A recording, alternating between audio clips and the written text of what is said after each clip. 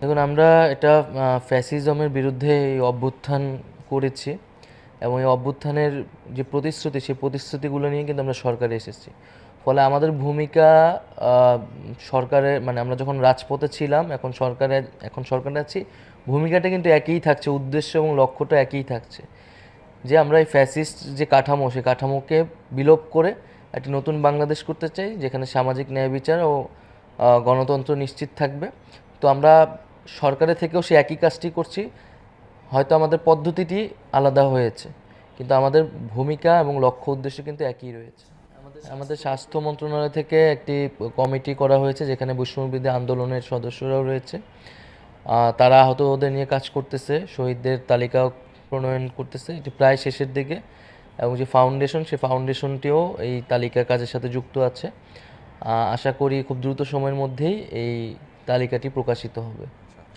আমরা একটি সামগ্রিক সংস্কারের কথা ভাবছি, এবং আমরা যেটা অভ্যুত্থানের ভিতরেও বলেছি, যে আমাদের একটা নতুন রাজনৈতিক বন্দোবস্ত চাই।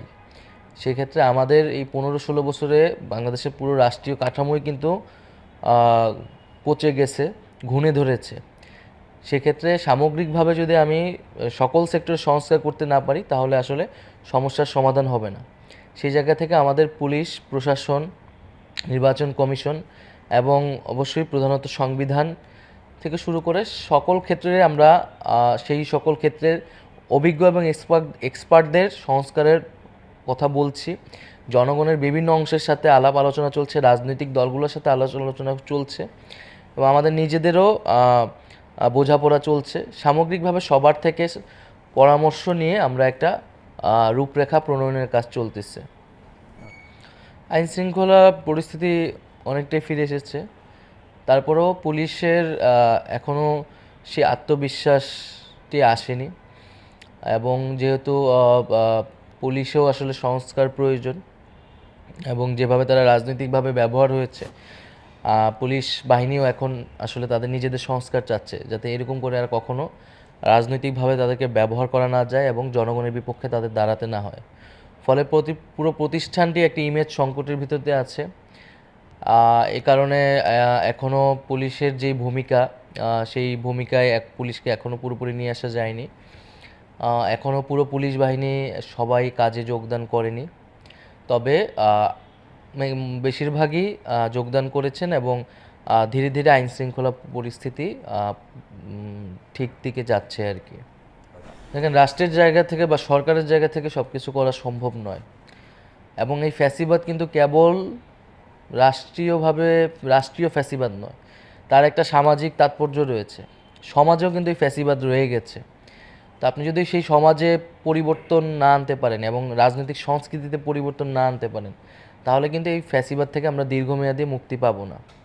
তো যেহেতু আমাদের সমাজের ভিতরে একটা নতুন জাগরণ তৈরি হয়েছে, মানুষের ভিতরে চিন্তাভাবনা এসেছে, মানুষ একটা নতুন রাজনীতির কথা ভাবছে, ফলে আমাদের কিন্তু একটা নতুন ধরনের চুক্তিতে যেতে হবে আসলে, যে আমরা আসলে কেমন রাষ্ট্রটা চাই, আমাদের সমাজে আসলে রাজনীতির ধরনটা কি হবে, কারা রাজনীতি করতে পারবে এবং কারা করতে পারবে না।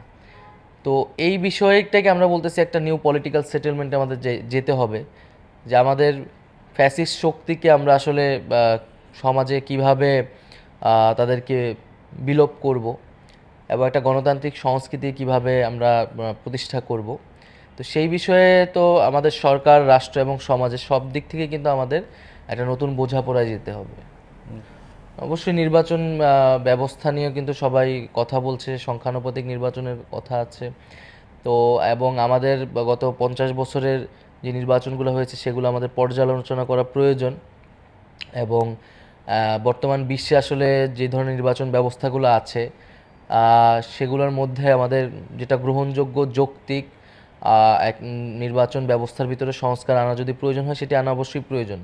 কারণ আমরা যেহেতু বলছি যে সামগ্রিকভাবে আমরা পরিবর্তন করা দরকার, তাই আমাদের যে কোনো সেক্টরই আমাদের যেহেতু এখন সুযোগ এসেছে, যেটা আমাদের প্রয়োজন এবং যেটা যৌক্তিক, সেটা আমাদের অবশ্যই করতে হবে। রাজনৈতিক দলের কোনো ভাবনা বা কোনো বক্তব্য আসলে আমাদের থেকে যায়নি, বরং নানা পক্ষ থেকে এটি বলা হয়েছে, বা জনগণের জায়গা থেকে হয়তো একটা আকাঙ্ক্ষা আছে। কিন্তু আমরা বলেছি যে এখন আসলে রাজনৈতিক দল গঠনের সময় নয়, এখন আসলে দেশ গঠনের সময়।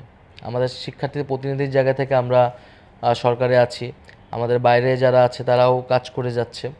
ফলে আমাদের একটা ন্যাশনাল যেই ইউনিটি তৈরি হয়েছে এই গণঅভ্যুত্থানকে কেন্দ্র করে, সেই ঐক্যটাকে ধরে রাখতে হবে, ধরে রেখে আমাদের দেশ গঠনের জন্য কাজ করতে হবে। যখন নির্বাচন আসবে তখন আসলে রাজনৈতিক দলের প্রশ্নটি আসবে এবং আমরা সেটি সেই সময়ের জন্যই ছেড়ে দিচ্ছি।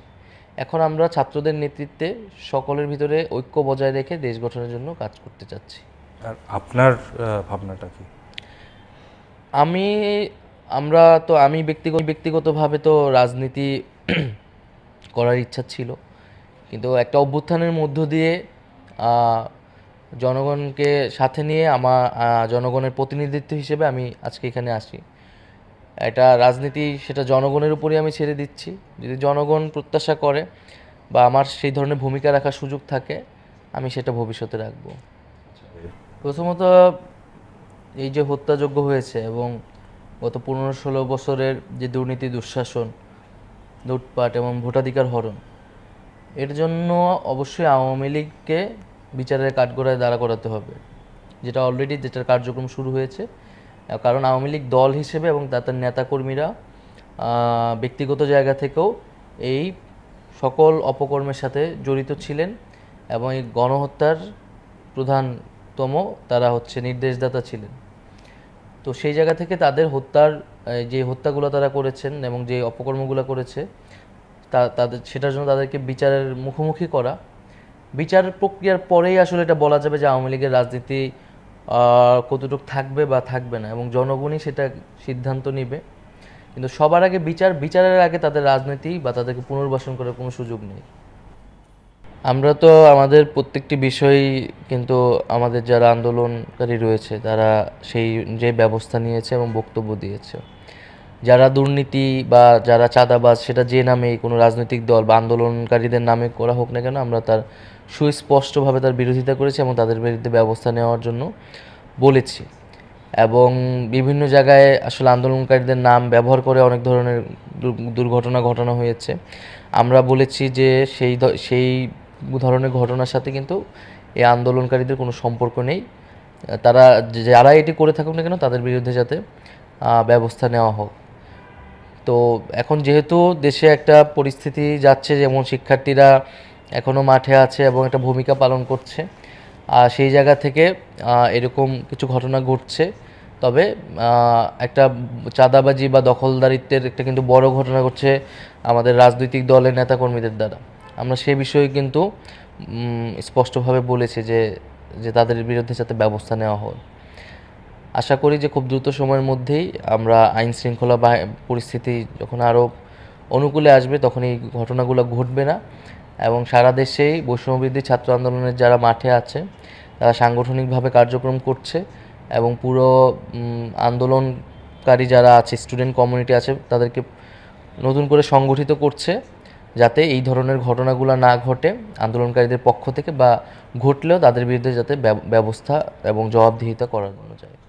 আমি এটা দায়িত্ব নেওয়ার প্রথম দিনই এটা বলেছি যে গণমাধ্যমের স্বাধীনতা বিঘ্ন ঘটে এই ধরনের আইন বা ধারাগুলো আমরা বাতিল অথবা সংশোধন করব, এবং সাইবার সিকিউরিটি অ্যাক্ট নিয়েও অলরেডি কাজ শুরু হয়েছে এবং আইন মন্ত্রণালয়ের পক্ষ থেকেও কিন্তু এই কথাটি বলা হয়েছে। এবং গণমাধ্যমের স্বাধীনতা এবং মানবাধিকার বিরোধী যে আইন বা ধারাগুলো রয়েছে ওগুলো আমরা অবশ্যই বাতিল করব। এখানে অনেকগুলো মামলা হয়েছে, যেই মামলাগুলা নিয়ে প্রশ্ন উঠেছে, সমালোচনা হয়েছে। আমরা এই বিষয়টি নিয়ে আলোচনা করেছি আমাদের ক্যাবিনেটে এবং সুস্পষ্ট নির্দেশনা দেওয়া হয়েছে যে যার বিরুদ্ধে যতটুকু অভিযোগ সেই অভিযোগের মাধ্যমেই যাতে তাদের বিরুদ্ধে ব্যবস্থা নেওয়া হয়, এবং সবাইকে খুনের মামলা দেওয়া কোনো প্রয়োজনীয়তা নেই। সেই মামলাগুলো যেগুলোর যৌক্তিকতা নেই সেগুলা প্রত্যাহার করা হবে। কেউ নিরপরাধী থাকলে তাকে মামলা থেকে রেহাই দেওয়া হবে, অথবা যার যতটুকু অভিযোগ যার বিরুদ্ধে সেটা তদন্তের ভিত্তিতে তার বিরুদ্ধে সে অনুযায়ী মামলা বা ব্যবস্থা গ্রহণ করা হবে। বাংলাদেশে জঙ্গিবাদের কোনো স্থান হবে না। বাংলাদেশের মানুষ সবসময় গণতন্ত্রকামী এবং আমরাও গণতন্ত্র এবং ন্যায় বিচারের জন্যই এই অভ্যুত্থানটি করেছি। তো সরকার এবং আইনশৃঙ্খলা বাহিনী এই বিষয়ে প্রথম থেকেই সচেতন। সে ধরনের কোনো ঘটনার সুযোগ হবে না এবং সেটার জন্য আগাম প্রস্তুতি সতর্কতা রয়েছে সরকারের পক্ষে।